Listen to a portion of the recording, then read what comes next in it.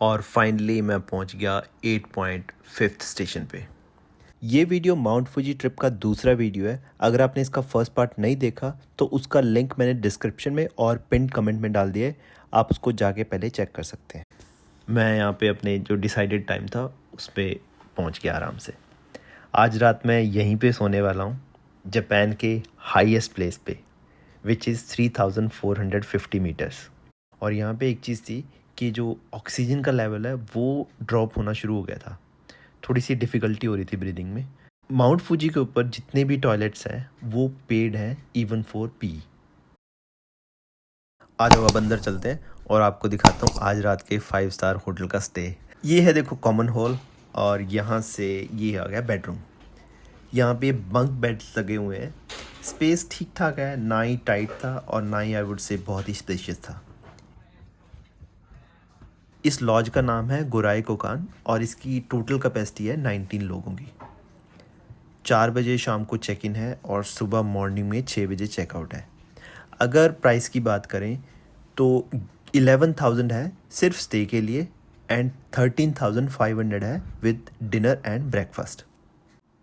Tip number 7, अगर आप plan कर रहे हो किसी भी लॉज के अंदर स्टे करने का तो आई वुड रिकमेंड कि आप टाइमली वहाँ पे पहुँचो, so that you can take proper rest, wake up early next day and get ready.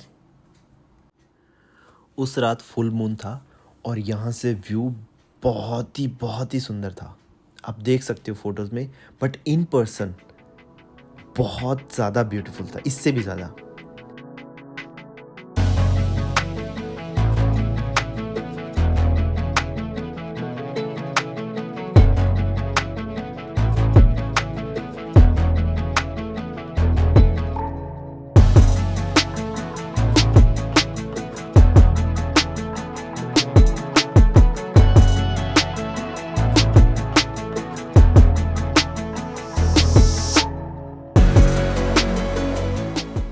और फिर मैं अंदर गया, डिनर किया। It was delicious. सच कहूँ तो ऐसी जगह पे कुछ भी चीज़ टेस्टी लगेगी। डिनर करने के बाद इन्होंने ब्रेकफास्ट का बॉक्स दे दिया और उसके बाद मैं करीबन 8 बजे सोने के लिए चला गया, बिकॉज़ मुझे सुबह 3 बजे उठना था, so that I can start early.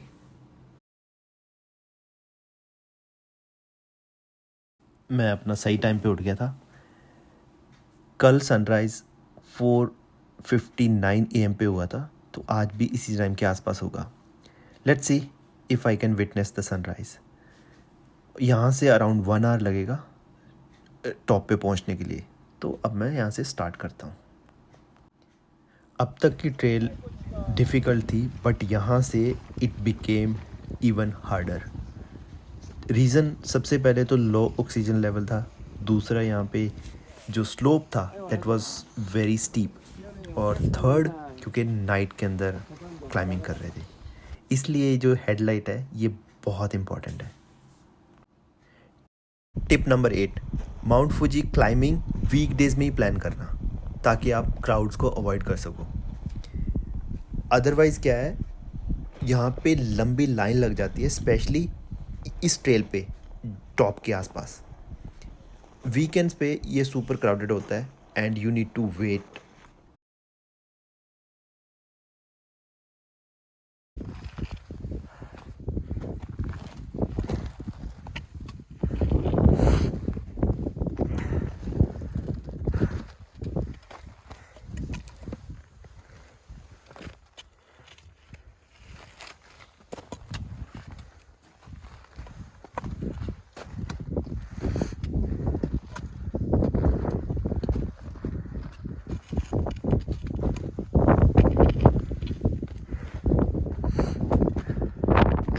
ये I can see the torii gate. अब बस ऑलमोस्ट पहुंच गया मैं, और finally I reached on the top. और यहाँ पे सीन थोड़ा सा स्केरी था, क्योंकि एक तो बहुत ही तेज़ हवा चल रही थी, ठंड थी और शेल्टर के लिए कोई जगह भी नहीं थी।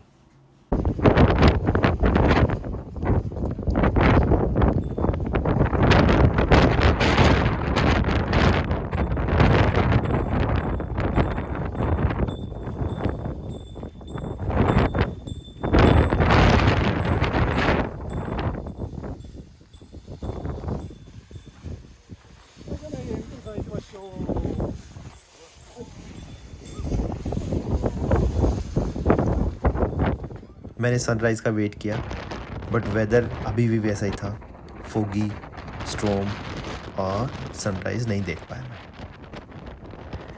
बट सनराइज़ देखना मेरा कभी भी एम नहीं था माउंट फूजी पे क्लाइंब करना। मैं सिर्फ अपने आप को टेस्ट करना चाहता था, if I can make to the top, वो भी अकेले। मैं एक्सपीरियंस करना चाहता था और इस जर्नी को एंजॉय करना चाहता था। तो मैं कह सकता हूँ कि मेरा मिशन सक्सेसफुल रहा। I was super happy and felt the sense of achievement.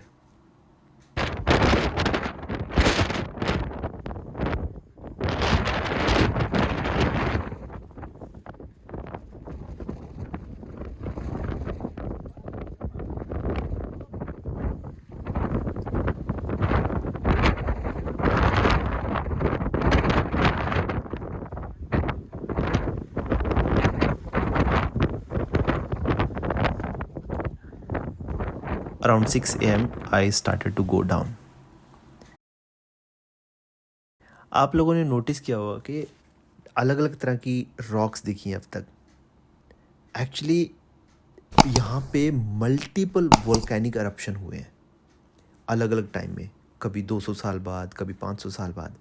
इसकी वजह से क्या है कि लेयर्स बन गई अलग अलग, और इसी रीजंस की वजह से जो रॉक्स दिख रही हैं उनका कलर भी अलग अलग है लेयर्स के हिसाब से।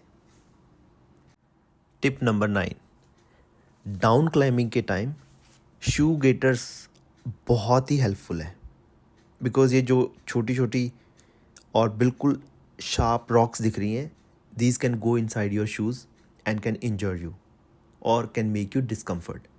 तो shoe gaiters are highly recommended. अभी मैं कुछ 1 मीटर नीचे आया था और वेदर फिर से चेंज हो गया। विंड ऑलमोस्ट रुक गई, फॉग सारी गायब हो गई। Nature is so powerful and beautiful.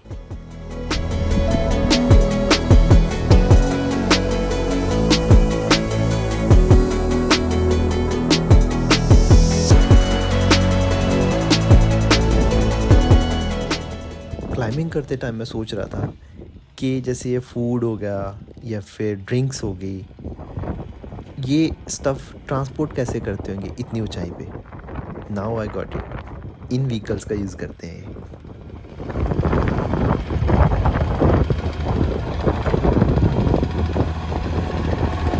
Tip number 10, while coming down don't run. फिर से कह रहा हूँ, डोंट रन। अभी मैंने थोड़ी देर पहले एक आदमी का एंकल डिसलोकेट होते हुए देखा, because that person was running and he was thinking it's fun and he got injured. So walk peacefully. यहाँ पे मेरी लेग्स बिल्कुल जैम होनी स्टार्ट होगी और ऑफ कोर्स पेन तो था ही। वॉक करना बहुत ही डिफ़िकल्ट होता जा रहा था, तो मैंने यहाँ पे ब्रेक लिया और जो लॉज वालों ने ब्रेकफास्ट दिया था वो निकाला और उसको एंजॉय किया। ये भी टेस्टी था। यहाँ पे मैंने थोड़ी देर रेस्ट किया और फिर वॉक करना स्टार्ट कर दिया। एग्जैक्टली 4 आवर्स में मैं 5th स्टेशन पे पहुँच गया। यहाँ पे मैंने अपने कपड़े चेंज किए, थोड़ा रिलैक्स किया, और जब तक मेरी बस आने वाली थी तब तक मैंने थोड़ी सोवेनियर शॉपिंग करी। It was such a great experience. बहुत खुशी हो रही है because I was able to do it without any injury और बिना किसी बैड एक्सपीरियंस के। सबसे बड़ी बात, आई वॉज अलोन। शुरू में मेरे को डर लगा जब मैं यहाँ से 5th स्टेशन से स्टार्ट करने लगा था, बट कहते हैं ना, डर के आगे जीत है। आज वो प्रूव भी हो गया। I did it. अगर आप जापान में हो, क्लाइंबिंग सीजन के आसपास, स्पेशली जुलाई से सितंबर तक, आई वुड हाईली रिकमेंड कि ये एक्सपीरियंस ज़रूर करना। अगर मैं कर सकता हूँ तो आप भी ज़रूर कर सकते हैं। बोनस टिप, अगर आप माउंट फूजी क्लाइंबिंग प्लान कर रहे हो तो प्रॉपर तैयारी के साथ आना। बाय द रिक्वायर्ड गियर्स और लॉज में स्टे करना, अगर आप इस जर्नी को पूरा एंजॉय करना चाहते हो। अदरवाइज़ डेली वेयरिंग क्लोथ्स पहन के क्लाइंबिंग करना, वो भी रात में, ये फन नहीं है. You are here to enjoy, not to punish yourself. So plan accordingly. अगर आप अब तक ये वीडियो देख रहे हो, you are awesome and thanks a lot. I know video लंबी हो गई है, बट आई होप आप लोगों ने इसको एंजॉय किया होगा. Please like, share and subscribe to my channel. मैं इंस्टाग्राम पे फ्रीक्वेंट अपडेट्स डालता रहता हूँ. You can follow me at I M Vikasdeep Singh. और इसी के साथ मिलते हैं नेक्स्ट वीडियो में. Till then stay safe and bye bye.